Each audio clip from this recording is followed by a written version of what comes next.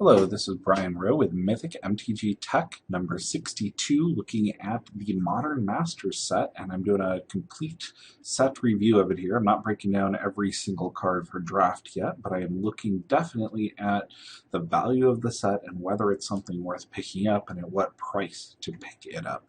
Also, kind of how I feel about the Mythics and the rares that have been spoiled. So let's jump in. Before we get too far, though, I want to mention what is not in Modern Masters, because this is probably the most important thing for individuals who are doing buying, selling, collecting right now. Thoughtseize, Noble Hierarch, Damnation, Crucible of Worlds, and the filter lands or other rare color fixing lands are not in Modern Masters. Yes, you heard me correctly. Thoughtseize, which is kind of your force of will staple holding the environment together, keeping combo down, is not in Modern Masters. This is shocking to me. I cannot fathom how this card ended up not in Modern Masters. It's probably going to go up 20 or 30% here in the next day or two, maybe even a week, if we don't see an announcement from Wizards saying it's being reprinted in some other way. My only guess here is that it's coming out in From the Vault 20, or it's being put in the core set or in Theos, something extremely close. If it's not, and it's not getting banned, this card is going to be shooting up. I'm glad that I've got my playset, but I do feel bad for anybody who wants to get in and combat against your combo decks without Thoughtseize. Damnation, I really don't miss. It's a very cute card. I love it in EDH. It is not that amazing of a card. There are many better wraths in colors that are supposed to have wraths, like white.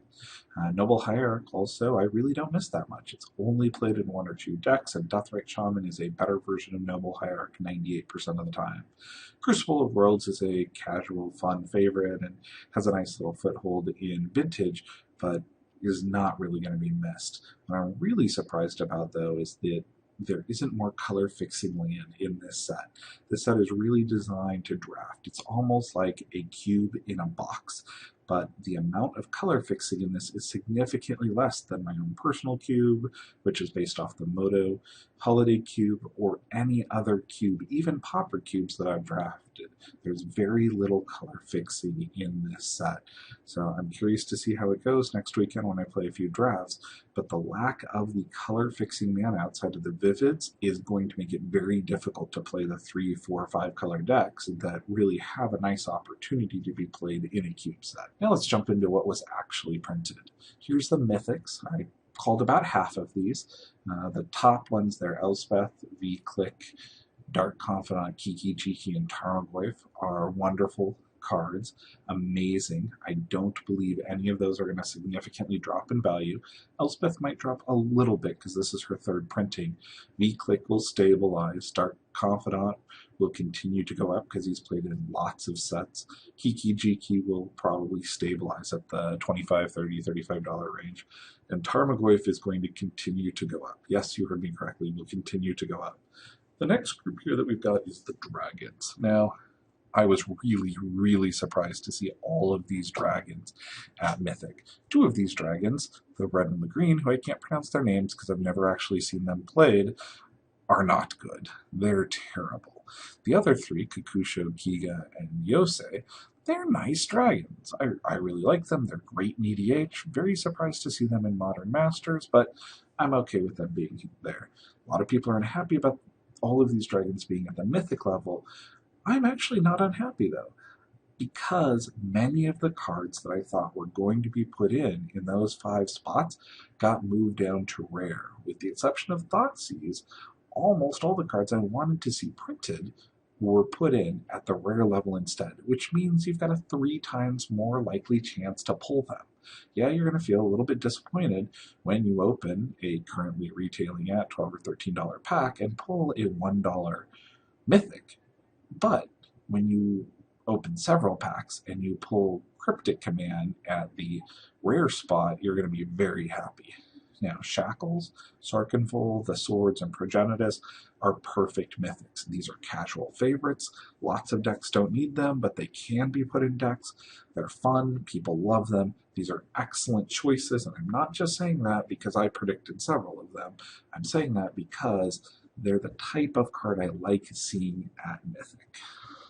This is what really excites me about this set, though. the number of cards that they did not up the rarity on, that they left at rare, which helps the value of the packs significantly.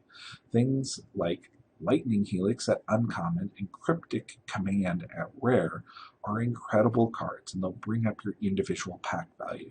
Kitchen Finks is running $8 to $10 currently, and Pact of Negation had just reached 20. Now Tarmogoyf.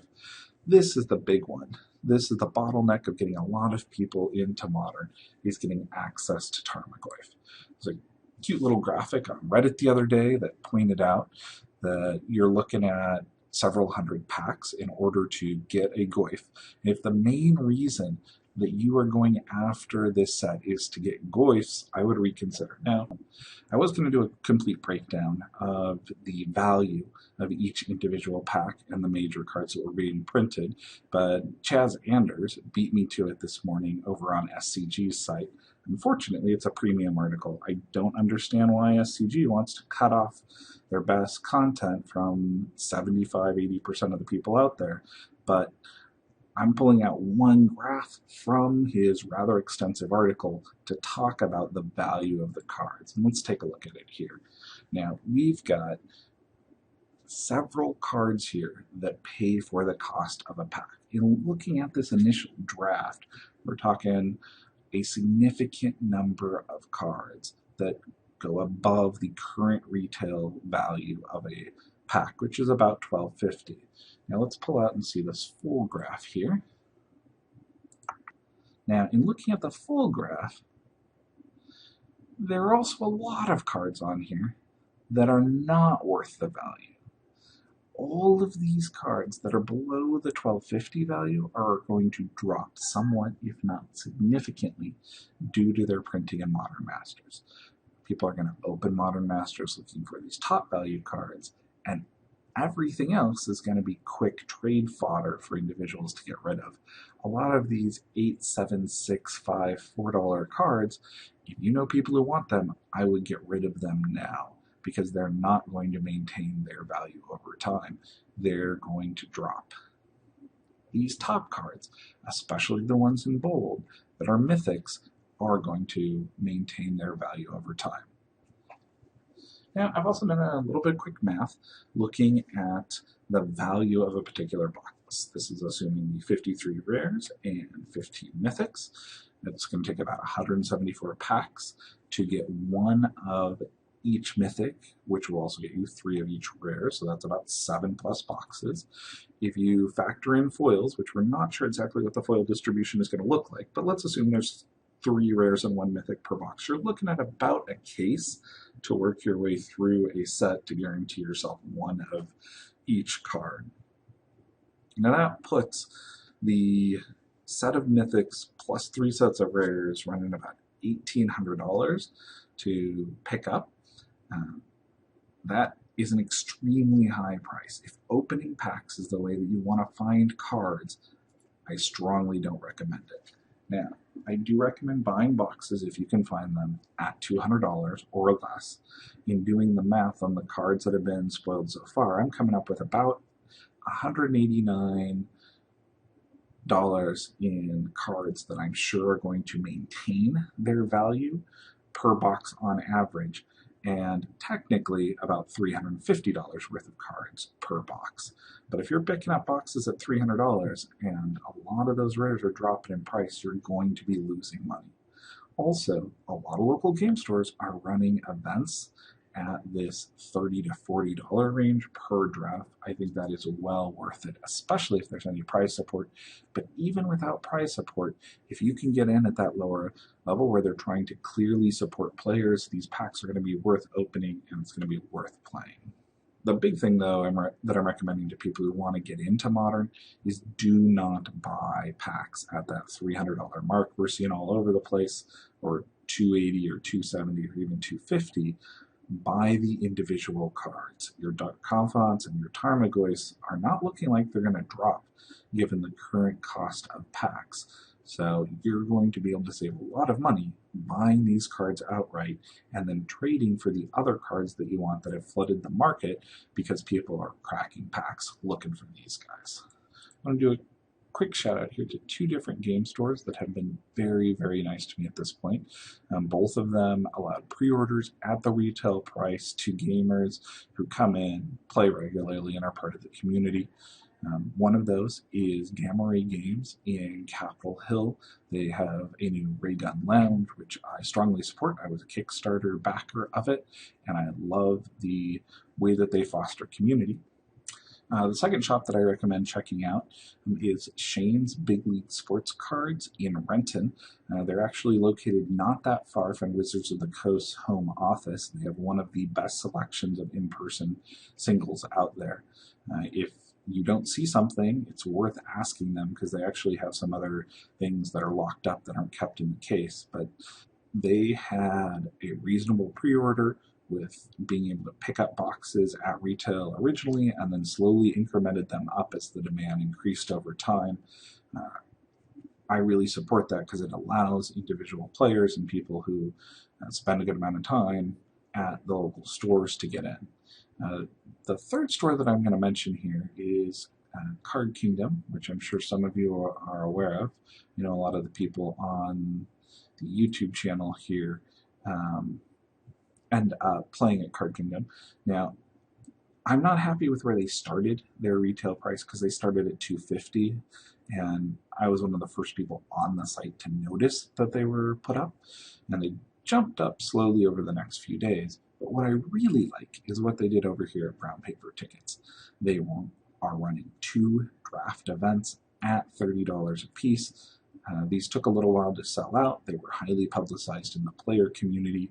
That's packs for less than $10 plus prize support to get in and draft this right when it comes out. This is a wonderful idea. I wish that more stores would set aside Modern Masters specifically for players to play in events. This is great. It keeps it out of the hands of speculators that don't know anything about Modern Masters. I'm sure that come Friday morning, people are going to walk into stores and ask for Modern Masters, having no idea what Magic even is, because they heard that if they can get it at retail, they can flip it at double that. By having people actually play in a draft event, you actually have to know something about Magic, and it keeps the speculators out, and it allows the players to be in. So I'm going to look for these type of events. I'll let you know if I find any more in the local area. Thanks. This has been Brian Rowe with the Modern Masters Complete Set Evaluation. There is a creature alive today who has survived millions of years of evolution without change, without passion,